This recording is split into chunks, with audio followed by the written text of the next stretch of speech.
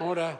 We now move to question number 11. Thank you, Grant Mr. Robertson. Speaker. Very good. To the Minister of Finance, does he agree with the Nobel Prize-winning economist Paul Krugman, quote, "A country's ability to improve its standard of living over time depends almost entirely on its ability to raise its output per worker," end quote. If so, can he confirm that real GDP per hour worked has not grown in New Zealand since 2012?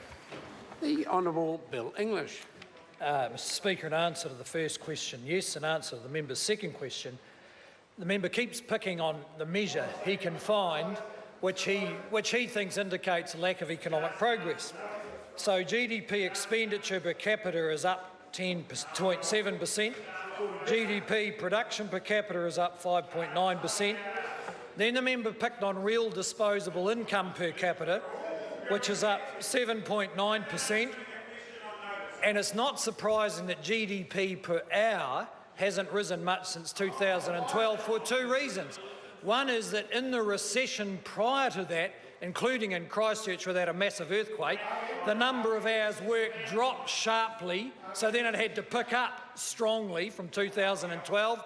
And unlike the member, we believe that having more people in work is actually a very good thing. So more people working with the highest participation rate in the developed world is an indicator of success, and because it actually probably can't rise much further, we're likely to see GDP per hour growing. We'll make it simple. Order. Supplementary question, Grant Robertson. Is real GDP per hour worked lower as at September 2016 than it was in September 2012? The Honourable Bill English. Mr. Speaker, I can't confirm that or otherwise. But now that I see the member has outsourced his economic advice to the Herald, can I tell him this? The Economist has an introductory offer of $5 a week for 12 weeks. And I'm sure if he tells them he's the opposition spokesman, they'll throw in steak night. You know, take it whatever way you want. Order. Now we'll get Supplementary. back. Order. Order. Order. Supplementary question, Grant Robertson. Is it correct that in the data released last week, average hourly earnings grew by 1.7% in the September quarter, approximately half the growth at the same time last year? The Honourable Bill Yes, English. Mr. Speaker, the wage growth looks moderate when you look at nominal wage growth, but of course inflation was even more moderate, it's been upgraded to 0.4% for the year.